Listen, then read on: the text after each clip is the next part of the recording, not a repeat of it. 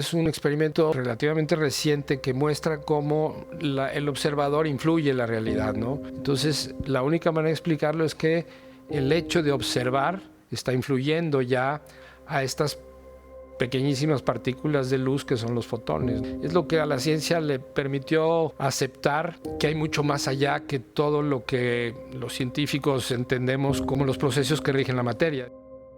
Por ahí es donde yo creo que van a venir grandes descubrimientos y grandes cosas, y ojalá que sean para que nos demos cuenta que somos al final una sola entidad como planeta y como grupo, y entonces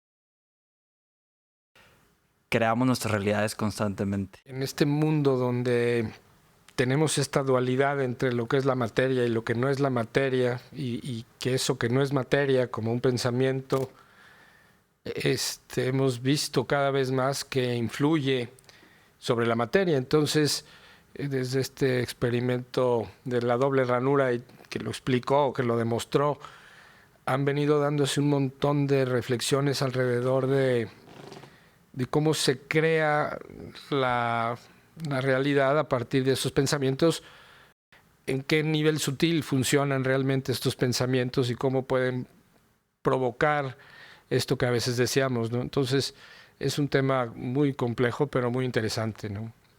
Que puede sonar muy sencillo que creamos nuestra realidad y mucha gente puede decir, por más que yo quiera algo, no creo mi realidad tal cual.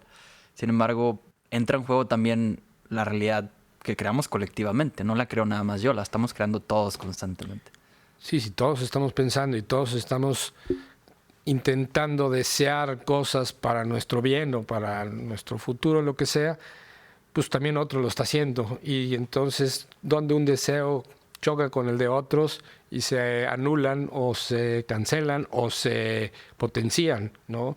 El chiste es que estos pensamientos o estos sentimientos o esto que queremos que se nos manifieste, pues tiene que partir de la base del amor y de la base del compromiso y de la base de sentir que, pues que queremos un espacio mejor para existir, ¿no? Entonces ahí es donde muchas veces las realidades que nos tienen todo el día pensando cosas, pues no nos permiten llegar a ese estado como de una mayor plenitud en el pensamiento, una mayor conciencia pues de que lo que estamos imaginando está generando cosas en algún nivel, ¿no? Explícame un poquito más el experimento de la ranura, aunque sea de manera muy general, sabiendo que es ciencia, porque podría sonar esto como, sí, creas tu realidad y hay un experimento, que quién sabe quién dijo, hay un experimento que se ha venido trabajando y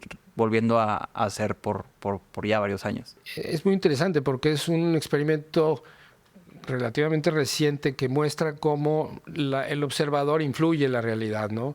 Y es muy sencillo, es una pared con dos pequeñas ranuras por donde se mandan o por donde se dirigen fotones de luz y dejan sobre una pantalla detrás de esta, digamos, primera pared que tiene dos ranuras, un patrón, ¿no? Entonces, cuando tú tienes un observador viendo cómo estos fotones dejan un patrón en esa pared y cuando no lo tienes son diferentes. Entonces, la única manera de explicarlo es que el hecho de observar está influyendo ya a estas pequeñísimas partículas de luz que son los fotones, ¿no? Entonces es lo que a la ciencia le permitió aceptar que hay mucho más allá que todo lo que los científicos entendemos como los procesos que rigen la materia, es decir, cómo se transforma la materia en este universo y que creemos que todo parte de esto, ¿no? Toma mucho más fuerza ahora en los últimos años, por ejemplo, con el tema de la materia oscura o de los agujeros negros, ¿no? Que se ven que son tan poderosos que influencian o atraen hasta la luz, ¿no? Entonces, ese hecho de que hay cosas que no son materia y que la influyen, pues está fascinando a todo el mundo. Y sobre todo las sondas espaciales que están buscando estos temas de entender esa materia oscura que está influyendo sobre las galaxias, sobre los planetas, y luego también estos agujeros negros que también lo están haciendo, pues ¿qué es eso, no? Aparentemente hay más materia oscura o más le dicen materia oscura, pero no es ni siquiera materia, es simplemente un algo que está influenciando la materia y, y el conocimiento que tenemos en la ciencia es pues que la materia se influencia con la materia, es decir, si tú combinas cosas obtienes otras, ¿no? Pero siempre con elementos que como hemos platicado, pues todos vienen de una tabla que conocemos, ¿no? La tabla periódica, 118 elementos es todo lo que constituye lo que oímos, lo que vemos, lo que sentimos, no, bueno, lo que sentimos no, pero todo lo que es tangible viene de la transformación de estos elementos, ¿no? De todos estos átomos que son la materia. Entonces, ¿qué habrá que no tiene átomos, que no tiene materia, pero que de alguna manera hace que la luz se curve cuando se acerca a un agujero negro, o hace que las galaxias tengan, por ejemplo, lo que pudo descubrir que el universo está en una expansión es justamente pues, el que se mide cómo se están separando estas galaxias. Pero eso era muy sensato, se podía evaluar fácilmente, pero luego resulta que ya no obedecen las mediciones ni matemáticas ni físicas a lo que se está viendo en los astros, ¿no? En las galaxias, que pareciera que algo las está influenciando, que no nomás es como que salieron disparadas de un Big Bang, sino que hay otro tipo de elementos que las están transformando y no lo sabemos. Y hay un gran interés en la ciencia de vanguardia en entender esta materia oscura o estos elementos que no son elementos, porque ahí va a haber muchas respuestas a una infinidad de preguntas que nos van a afectar desde lo micro, o desde nosotros como personas normales, hasta lo que está sucediendo con las galaxias, por ejemplo, ¿no? ¿Qué conexión ves que tiene eso macro en lo, quizá no micro, pero nosotros como personas? Podríamos decir que cualquiera podría voltear a un tema de un agujero negro y considerar, claro, pues la ciencia dice y es un agujero negro y la luz se curva o se absorbe en el agujero negro, pero creo que tiene una relación con la parte como nosotros como observador también alteramos esa luz al observarla y esa parte no sería tan entendible para cualquier persona. Creo que es más obvio lo de allá, pero no tan obvio lo de aquí. Lo que es un hecho es, y lo dicen desde los griegos, como es arriba es abajo, como es lo macro es lo micro, pareciéramos que somos fractales que solamente reproducen una forma o una estructura.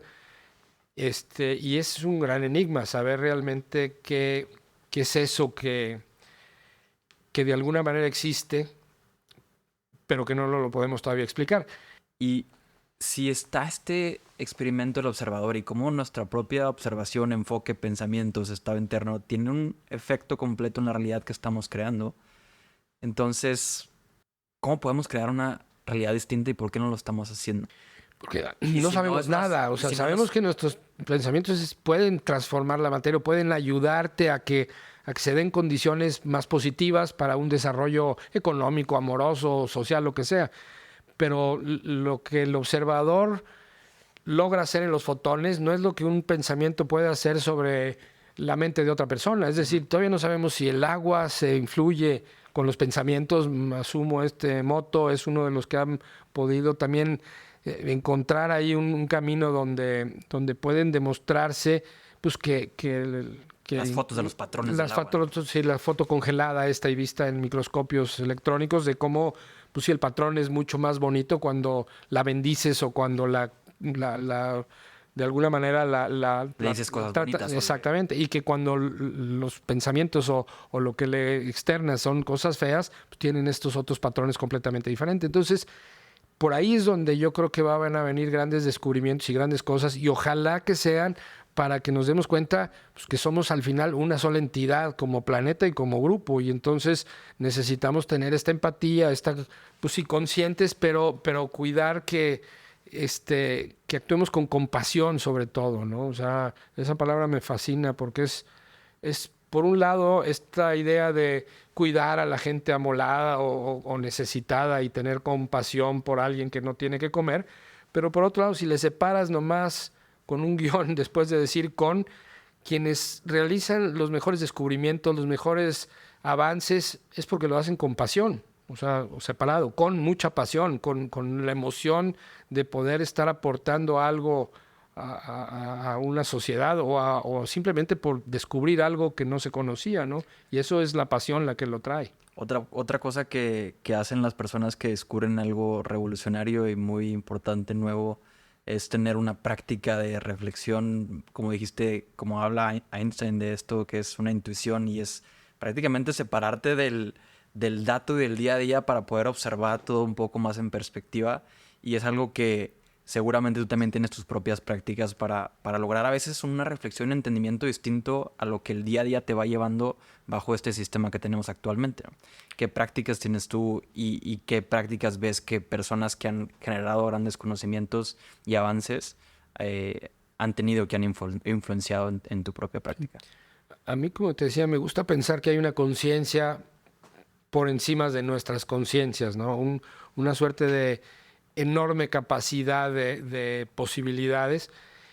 Y en la medida en la que tú estás más afín a esa conciencia o en la medida en que tu pasión o tu gusto te lleva a la vanguardia del conocimiento en un tema, es más fácil que esa conciencia te ayude a que lo puedas manifestar en esta dimensión y manifestarlo a los demás, ¿no? O sea, yo no creo que alguien descubre algo, yo creo que esa conciencia te usa para que se manifieste ese algo, es decir, somos simplemente Vehículo. vehículos que para mí hoy nuestro trabajo como vehículos más fuerte es transformar toda la materia, todo lo que vemos, sentimos, oímos, a unos y ceros, es decir, a un lenguaje de la nube, desde donde la inteligencia artificial está tomando todas esas referencias.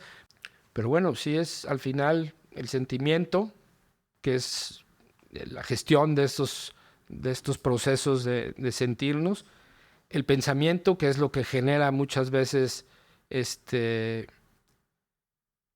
se cambie la materia, si son los fotones o si es el agua o si es otro tipo de elementos a los que influyen los pensamientos. Y luego lo que puede dar el cerillo de eso es esta parte de emocionarse, de apasionarse, de hacer las cosas con pasión, como decíamos. Creo que esos son como que los elementos que pueden ayudar a tener una reflexión más sensata sobre un problema, sobre un tema, sobre una condición que estés viviendo, ¿no? Es muy trillado y lo oímos con todos, empezaron en los 70s, el pensamiento, sentimiento y emoción, pero es cierto que si lo empiezas a desmenuzar, vas a encontrar cosas muy interesantes ahí, ¿no? Pero que a pesar de que viene con varias décadas de venirse trabajando, no parece que haya entrado todavía al sistema operativo de la sociedad. Es como el amor, o como la conciencia, o como la compasión, son palabras muy bonitas, pero son universos a donde tendrías que entrarle para saber hasta dónde abarcan y dónde tienen fronteras y cómo puedes tú realmente asumir un tema de qué es la compasión. Imagínate que le preguntaras a un político, oye, ¿cómo te explicas la compasión? ¿Para ti qué es el amor? Estoy seguro que más de uno patinaría terriblemente y si no va a responder, no, pues el amor es el amor a mi madre y a mis hijos. Claro. Ok, ¿Qué rol tiene la compasión y el amor en tu política por ejemplo. social o del día a día? Sí. Es un tema que tendríamos que estar atendiendo y creo que en nuestras instituciones, a nivel gubernamental, a nivel empresas, a nivel organizaciones, tendrían que estar implementando estos temas si queremos que esto se implemente a nivel social, porque son los vehículos de que esto realmente suceda.